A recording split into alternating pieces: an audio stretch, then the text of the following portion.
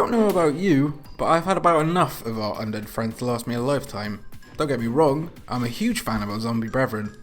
It's just that because of overexposure and a constant tweaking to the mythos to keep it fresh, I've become a little jaded. They don't make them like Romero used to, before he went all independent and deeply disappointing. In the 1980s, the zombie onslaught was everywhere. On our televisions, adverts and music videos, which led to an eventual lack of interest from the public and a whole lot of meh. Once they were dancing zombies in Michael Jackson's Thriller, being scared by them ever again seemed like a hard task. Zombies almost completely disappeared from our media until 2004 when the both excellent Shaun of the Dead and Dawn of the Dead were released, with the latter doing a lot to introduce fast zombies to a new modern audience. Replacing shuffling, sometimes laughable, slow zombies with sprinting lunatics did a lot to revitalise the perception of the undead as legit monsters once again. However, fast forward 10 years and the perception of zombies feels like it's shifting again. An abundance of zombie related media has meant that what exactly makes a reanimated cadaver is now more debatable than ever. Some of them can talk, use tools, retain some of their humanity, not to mention their rules regarding what they can and cannot eat. It's a creative free-for-all. That's not to say that there hasn't been some truly innovative and original ways of showing brain eating and marrow gnawing on our screens lately. It just so happens that for every Land of the Dead, we get 50 volcano zombies. Fuck that film, seriously. With the surely imminent death knell of the modern zombie craze not too far away, I decided to take a look at some of the best zombie movies of the 21st century so far. Bear in mind that The Infected from 28 Days Later and other similar releases don't qualify as zombies in the traditional sense, so they haven't made this list. The comment section is lubed up for a fucking already. Number 15. Maggie. A popularly conflicting movie, Henry Hobson's Maggie is a fascinating look into the deterioration of a young girl's humanity as she gradually becomes one of the undead. Her father, played spectacularly by Arnold Schwarzenegger, does everything in his power to keep her safe and away from the inevitable. Not one for action fans, Maggie is instead an introspective look at love and what it means to be human. Number 14, Dance of the Dead. This movie is dumber than Harry and Lloyd rolling around in nuclear waste talking about creationism. That's not necessarily a bad thing, as Dance of the Dead doesn't make the mistake of taking itself seriously for even a second. A light-hearted effort centered around a zombie outbreak during a high school prom, and you can fill in the blanks about what happens next. Number 13, Land of the Dead. George A. Romero's long-awaited return to his classic zombie series might not rank as his best, but it still has a strong political undercurrent which sets it apart from similar fare. America's War on Terror is a big inspiration for events here and contributes towards a smarter, more accessible effort than 1985's Day of the Dead that still ends up as an arguably inferior but great watch nonetheless. Number 12, Dead Girl. This is a nasty, ugly film which serves as more of a reminder of the depravity that humanity will sink to rather than an out-and-out zombie movie. After two teenage boys find a reanimated corpse in an abandoned facility, they resort to depraved acts as they hold her captive. It's a hard watch that can be far too aggressive with its message, but it's still an effective alternative zombie film which should be ticked off your watch list. Just don't choose it for date night, yeah? Number 11, Exit Humanity. This will not be for you if you like your zombie films to be a bit flighty. Exit Humanity takes place in the Civil War era, overwhelmed with the undead, and follows the toils of an ex-family man who is just looking to survive in the most melancholy way possible. The narration can be slightly jarring and the action a little melodramatic, but this is a taut, clever effort nonetheless that is available on Amazon Instant Video. Number 10, Colin. Nobody is going to claim that this extremely low-budget found footage movie is groundbreaking in its cinematography, but it is fascinating in concept.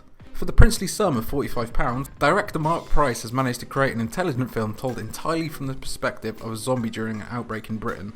If for nothing but to appreciate what was accomplished on a tiny budget, Colin is a must-see. Number 9, Planet Terror. Probably the last good thing Robert Rodriguez has touched, Jesus Christ that's hard to say by the way, Planet Terror is a romp from start to finish. As part of the throwback Grindhouse series of Quentin Tarantino, Rodriguez released a camp silly but still stylish zombie movie back in 2007 that features some of the greatest one-liners in film history. I'm gonna eat your brains and gain your knowledge is the first thing I say to all my new friends. Number 8, Fido. Hands up if you knew that Billy Connolly was once a zombie. Putting in a great performance as the titular hero, Connolly anchors one of the first interesting spins on zombie legend to come out in the 21st century. Taking place in a world where the flesh eaters have become domesticated, Fido is a unique zombie film that might have passed many people by on its initial release. It's definitely worth picking up for cheap though. Number 7, The Horde. Going on poster art alone, The Horde would be one to swerve. It's by no means perfect, but this Belgian release is a pleasant surprise, especially if you base your preconceptions on its dodgy cover. Don't expect the Citizen Kane of zombie movies, that will always be 1978's Dawn of the Dead, and you will have a lot of fun with the machismo of dumb police officers who fail to understand where to shoot zombies. Number 6, Zombieland. The more I watch Ruben Zomedy, the more I notice its flaws. It's still a worthwhile look into the end of the world via zombies that's helped out a lot by our Lord Bill Murray's hilarious cameo. If you haven't checked it out yet, take your brain out your skull, put it in a bag of frozen peas, and allow yourself to enjoy some honest whimsy. Just don't try to explain to me the sense in going to a theme park in an apocalypse. Number 5, One of the Dead. A recurring theme with modern zombie films is not taking the zombie apocalypse all that seriously, which is exactly the charm of the Spanish-Cuban One of the Dead. After the undead outbreak, the Chosen One decides to start up his own ethically unsound zombie killing business with differing results. Equal parts slapstick comedy and political allegory, this is a smart and heartfelt effort, which isn't too bad a result considering it's viewed as the first Cuban zombie film ever made. Number 4, Dead Snow. Continuing the trend of smart, exciting foreign zombie movies comes Dead Snow, or Dod Snow in its native Norwegian. When you combine Nazis, zombies and a dash of comedy for good measure, you will only ever be onto a winner, and that's exactly the case here. Dead Snow is smartly shot, fantastically paced, and doesn't fall into the same old tropes that hamper so many similar films. Number 3, The Battery. A film which I cannot espouse enough. The Battery appeared in a period of fantastical, ridiculous zombie movies to do something that so many simply fail to do. Tell a story. As a low-budget affair, this allows first-time director Jeremy Gardner to expose the mental toil of a zombie apocalypse on two begrudging baseball players who were thrown together through necessity rather than choice when the world went to shit. Essential viewing. Number 2, Shaun of the Dead. It would almost be easier to just copy and paste a load of memorable quotes from Edgar Wright's now famous rom-com than to actually write anything about it. If you haven't seen Shaun of the Dead yet, get your life together and turn on ITV2 right now, because it will be playing on there as we speak. How's that for a slice of red gold? And number 1, Dawn of the Dead from 2004.